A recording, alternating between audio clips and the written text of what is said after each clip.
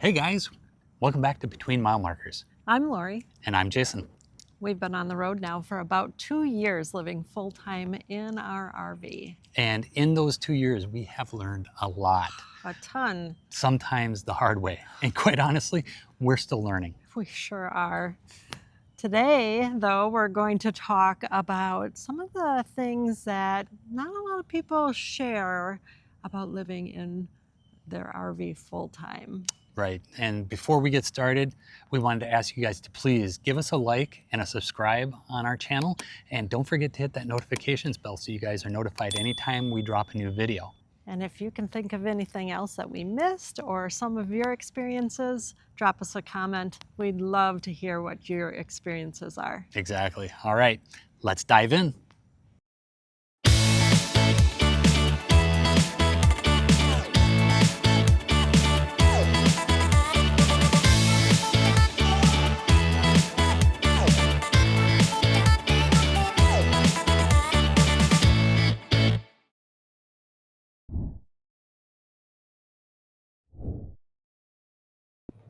So recently we were talking with family and they asked how life was going on the road.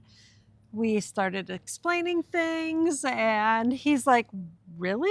I kind of thought it was like life with McDreamy on Grey's Anatomy, romanticizing, the RV life. But we figured out in short order, it is nothing like that. But it really isn't. Maybe if you're parked somewhere, for a long period of time, you don't have to move and, but you still have maintenance to do, and that leads into the maintenance and the repairs that you have to do. The repair costs. Yeah, first of all, we've got to do the maintenance on the RV, which is like sanitizing your water lines every 6 months. And maybe even more so, depending on the water quality of the different parks we're at. Exactly. So. And then the next thing you got to maintain your gray and your black tanks. Every day. Yeah. Like the black tank weekly, but we're bougie. I like to shower every day. So we empty our gray tanks every day. Right. And that doesn't even include the washing of the vehicles. Oh, they get so dirty when you're traveling, the bugs, it's unreal. Right. And then, we travel in a Class C. So with that, we've also got a second motor to maintain. We've got to do oil changes and all the regular maintenance you would have with any other vehicle on that. So, and then we get into just the repairs that have to be done. It seems like every time we take our RV into the shop, it's $1,000 to fix everything. Okay, see this gasket? I have no confidence in that gasket. No, it's not really that way, but it sure feels that way. It sure feels that way. We had to chase a shower leak, an upper cab leak, things that we could not figure out for the life of us, but then we ended up fixing, and it cost a significant amount of money. And time. Right. Yeah, and this year we've had an awning motor replaced. We've had to have the rear camera replaced. Right. And matter of fact, just recently, within the last few weeks, we had a tire issue on the highway. That's right. And we had our battery go bad in the RV, so we had to replace that. Things that you don't really consider or think about on a regular basis that could just go wrong while you're traveling down the road. Right, and don't get me wrong, we're not complaining. Nope, not complaining at all. We're just telling you that these are the things that when you get into the RV life that you kind of have that romantic view of, and these are the kinds of things you need to be prepared for. For sure. All right, so let's move on to the next.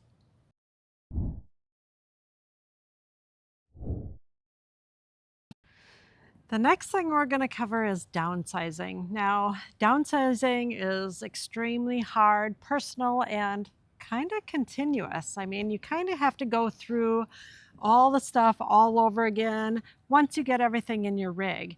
Now, we went from a full-size house down to a storage unit, and now we cleared out our storage unit for the summer. We did. We went through that this summer. We took out everything. We cleaned it completely out, got rid of everything. So now everything that we didn't want to get rid of in the storage unit is contained in our daughter's closets in our apartment.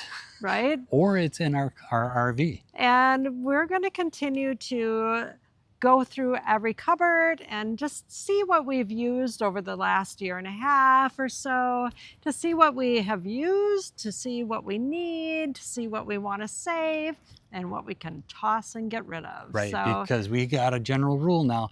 If something comes in, well, your general my rule is general rule, that. something's got to go out. All right, let's move on to the next item.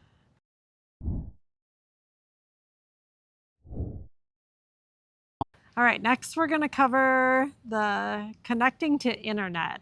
Right. I'm going to leave this up to Jason because that's his forte. Yeah, I am the tech guy in the house. So the one thing that you guys can count on in full-time RV life is that your internet connectivity goes right out the window. You Right. cannot rely on park Wi-Fi to give you your internet connectivity. You guys kind of have to be the master of your own domain when it comes to this stuff. Have many different options available and Right. backup systems. And we've covered that, what we use in many of our different videos. That's right. We have a cellular connection and we have Starlink connection because, you know, if you work from the road like I do, an internet connectivity is a must. A must. It's a must. And so, you know, you guys have to be in charge of your own internet connectivity. And, you know, there's been times where we've been in parks where it's got a lot of trees or you're somewhere remote that's far enough away from cell towers. And they say, oh, we have internet available, but right. And you not end up pulling down necessarily. like 10 meg Right. instead of the 300 meg that you're used to. So Exactly. that's one of the other things that they tell you about RV life is, you know, you need to be in control of your own internet connection. All right, let's move on to the next thing.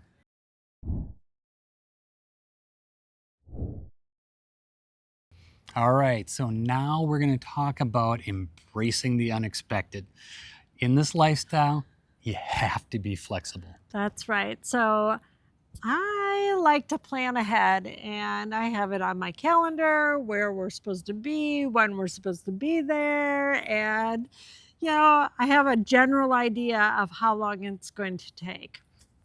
For example, this last time, I thought it's going to be a 6-hour drive. We're going to have about an hour stop to let out our dog, gas up, stretch our legs.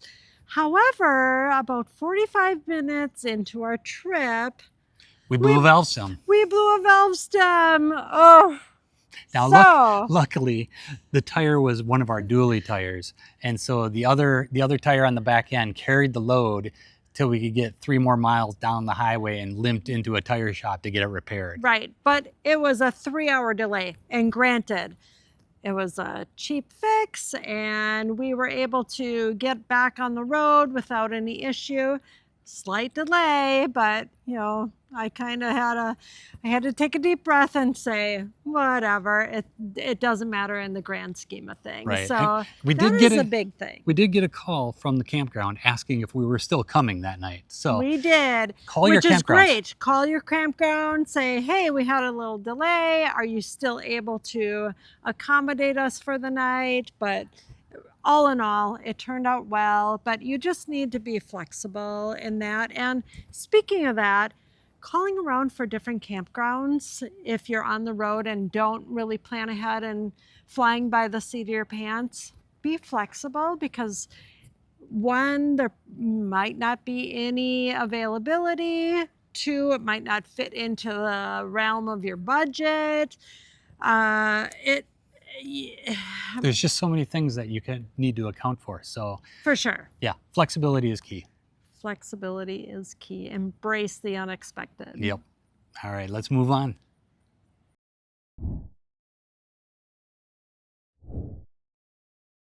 All right, so now we're going to talk about the one thing that everybody values is your personal space. That's right. So this is a big one. Honestly, people really don't talk about that.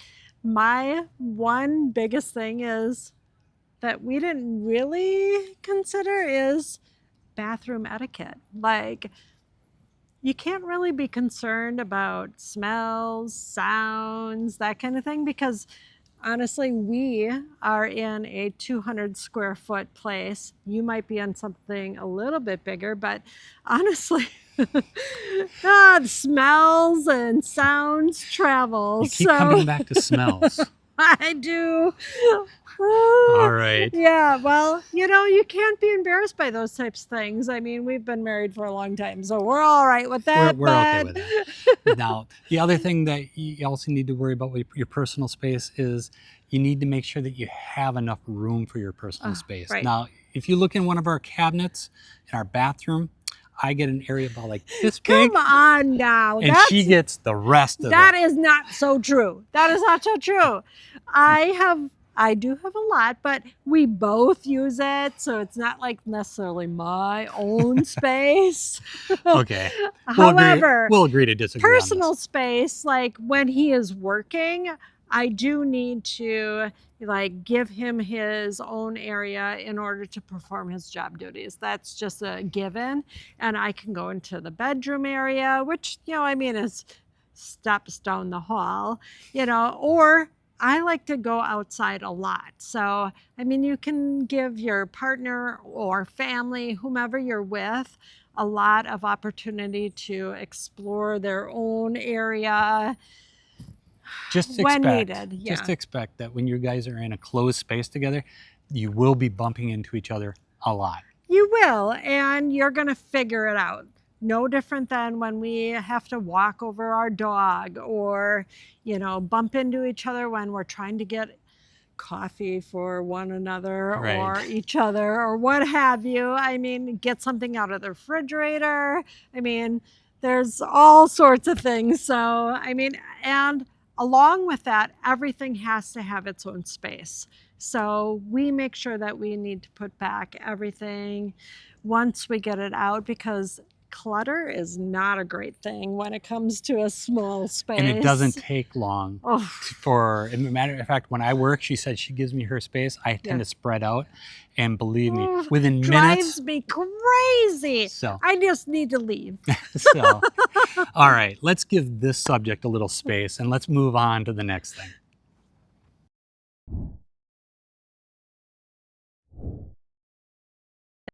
All right, so the next thing we're going to cover is what you might typically miss in a regular sticks and bricks house. So, what personally I miss is a yard. So, when you're in a campground and you're next to your neighbors and you're hearing all sorts of noises and you want to close the door really quietly in order not to disturb anything, and so the yard is a big thing.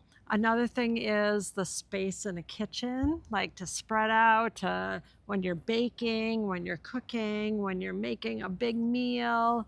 That's something to consider. We did do some renovations in order to accommodate that, but one of the biggest things that I absolutely miss, you know what that is?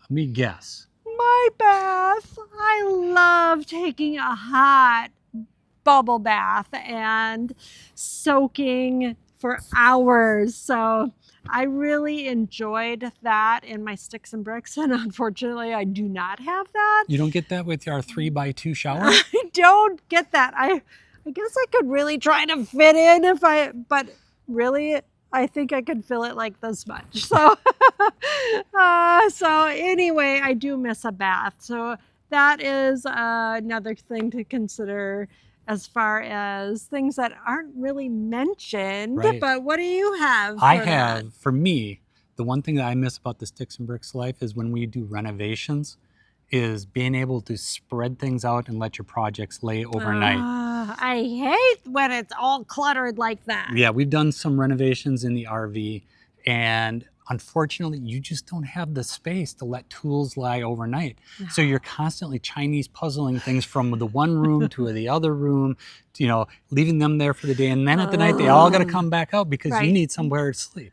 So those are the kinds of things that I kind of miss. But, it is what it is at this point.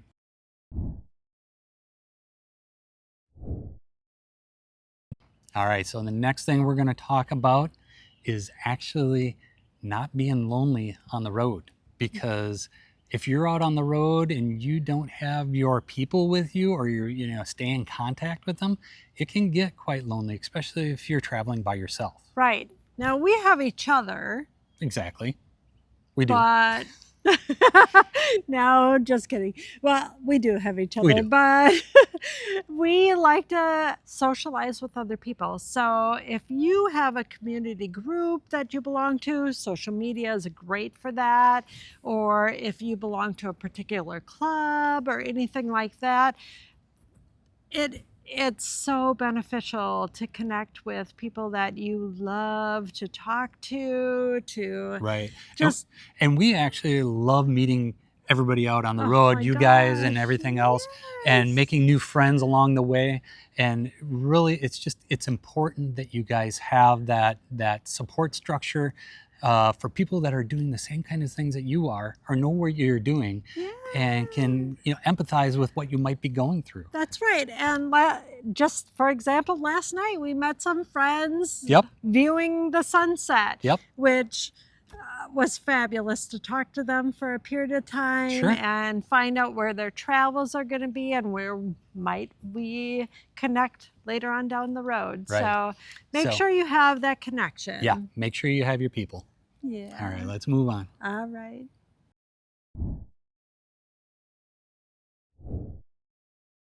So we have talked about a lot of things that people really don't talk about full-time RV living. Things not so pleasant to deal with, but honestly, all in all, oh my God, it's so worth it. It I is. mean, I have bugged you for a long time to go on this lifestyle. And honestly, what do you think? Oh, I'm glad that you did, because you're right. It is. What? He said I was right.